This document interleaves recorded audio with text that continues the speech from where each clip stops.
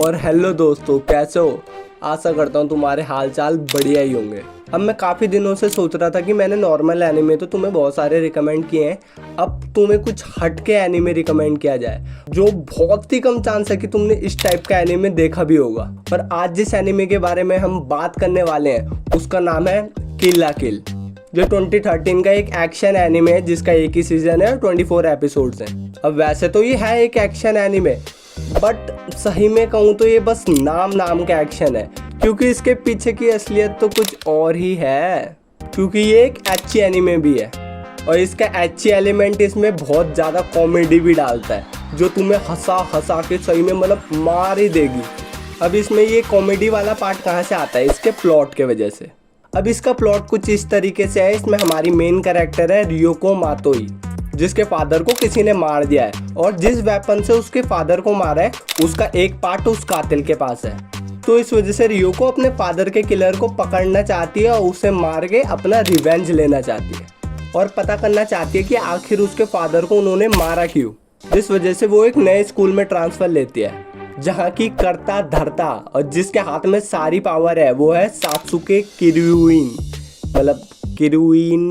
मतलब जो भी है समझ जाओ तुम बस, जो उस स्कूल की स्टूडेंट काउंसिल प्रेसिडेंट है और उसी के हाथ में मतलब सारी पावर है, सारी पावर पूरा स्कूल वो चलाती है। और स्कूल ही क्या, मतलब इनकी दुनिया में ये सीन है, स्कूल में जैसी रैंकिंग होगी उसी हिसाब से तुम्हारा लाइफस्टाइल भी होगा, उसी हिसाब से तुम्हें घर दिए हुए होंगे, उसी हिसाब से तुम्हारे मतलब घर वालों की अच्छी जॉब होगी, तुम अच्छा कमा रहे होंगे। मतलब इतनी ज़्यादा पावर है सात्सुकी के पास, क्योंकि उसकी माँ एक बहुत ही बड़ी बिग शॉट है। अब रियोको को क्योंकि लगता है कि सात्सुकी को कुछ ना कुछ पता है इसके फादर के डेथ के बारे में, तो ये उसको हरा के पता करना चाहते हैं कि इसने तो नहीं मरा है, या सात्सुकी को अगर पता है कि कौन है इसके फादर का किलर तो वो उसे बताए। और मेन स्टोरी लाइन तो यही है, क्या रियोको अपने फादर के किलर को पकड़ पाएगी और आखिर इसके फादर को क्यों मारा इन लोगों ने। अब ये सब सुन के तुम सोच रहे होंगे कि भाई इसमें अलग क्या है, ये तो नॉर्मल सी स्टोरी है जो हर दूसरे एक्शन एनिमे या कुछ रिवेंज टाइप के प्लॉट की होती है।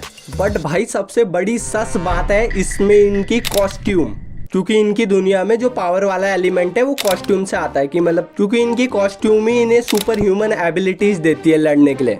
बट बस ये बताओ कि हमारे मेन कैरेक्टर की ड्रेस ऐसी क्यों है और ये ट्रांसफॉर्मेशन ऐसे ही क्यों हो रहा है, ये समझा दो मुझे कि एक्शन एनिमे में इस तरह का भयंकर ट्रांसफॉर्मेशन की क्या जरूरत है। और जो ये साउंड इफेक्ट लगा रखे हैं चटक पटक, भाई क्या रीजन था इसके पीछे। और जो इसमें ये फाइट चल रही है, भाई क्या हो रहा है, क्या चल रहा है ये है? Oh my God, bro. Oh hell no, man. What the fuck, man? Get your ass on, boy. इसकी फाइटिंग में ऐसे और भी बहुत सारे सीन है, और फाइटिंग से हटके कुछ तो ऐसे सीन है जो तुम्हें कंफ्यूज कर दोगे कि ये एनिमे ही है ये टाइहैन है। और इन्हीं चीज़ों की वजह से मुझे लगता है कि जो इस एनिमे का क्रिएटर है वो एक बहुत ही बड़ा BDSM लवर। बट कितने सारे बट हो गए। इस एनिमे को देखने के लिए दो बहुत बड़े रीजंस भी हैं। तुम समझ रहे होंगे मैं किसकी बात कर रहा हूँ। छी गंदे लोग, गंदी सोच। मैं बात कर रहा हूँ इसके एक्शन और स्टोरी लाइन की। क्या सोचते हो तुम लोग? जो पिछले कुछ सीन्स है उसे छोड़ के भाई एक्शन एकदम मतलब फाड़ है। मतलब तुम इसका एक्शन देखोगे थोड़ा कहीं पे अलग तरीके का एक्शन भी चलता है, बट जहाँ सीरियस एक्शन की बात होती है वहाँ ये बिल्कुल भी होल्ड बैक नहीं करता। भाई कमाल का एक्शन है, कमाल की कोरियोग्राफी है और इसका अलग टाइप का प्लॉट और यूनिक एनिमेशन इस एनिमे को और भी कमाल का बनाता है। मतलब भाई जो लास्ट में बॉस फाइट्स होगी ना, उसमें तो तुम भी अपनी सीट के एकदम एज पे बैठे रहोगे कि अब क्या होगा। हाँ, मतलब शुरुआत के 3-4 एपिसोड देख के तुम्हें लगेगा कि स्टोरी नॉर्मल ही होने वाली है, कुछ खास नहीं होने वाली है, नॉर्मल छोटे मोटे विलन आते रहेंगे और हमारी मेन कैरेक्टर से लड़ते रहेंगे और स्टोरी पे कुछ दम नहीं होने वाला। बट नहीं, यहीं तुम हो गलत। आगे स्टोरी काफ़ी सही तरीके से धीरे बिल्डअप करते हुए मतलब लास्ट में हमें ये एक के बाद एक शॉकर देती है, वो भी बहुत ही कमाल की बॉस फाइट के साथ। तो कोई भी अगर ये सोच रहा है कि ये एक बस फैन सर्विस एनिमे है तो ये नहीं है। मतलब फैन सर्विस तो है ही इसमें दबा के, बट ये काफ़ी अच्छा एनिमे है एक्शन लवर्स के लिए भी, with a good story line. अब मुझे पता है कि इस एनिमे की मैक्सिमम ऑडियंस बढ़ाने वाले वो लौंडे जिन्होंने कभी एक्शन एनिमे भी नहीं देखा होगा, बट वो तभी भी इसे देखेंगे। पता है मुझे कितने हरामी हो तुम सब। तो अगर लास्ट में तुम्हारे दिमाग में ये सवाल आता है तो क्या ये एनिमे देखने लायक है, इसका मतलब ये है कि तुम वीडियो देख ही नहीं रहे थे। डेफिनेटली है भाई।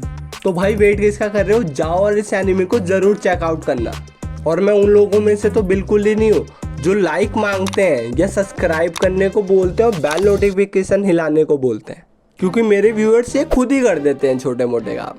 मजाक कर रहा हूँ। तो मेरे कमेंट सेक्शन में ज़रूर बता देना कि ये वीडियो तुम्हें कैसी लगी, और अगर तुम्हें किसी और टॉपिक पे वीडियो चाहिए तो कमेंट सेक्शन में वो भी लिख देना। तो दोस्तों इस वीडियो के लिए इतना ही, मिलते हैं मेरी नेक्स्ट वीडियो में, तब तक के लिए ta-ta bye bye see you.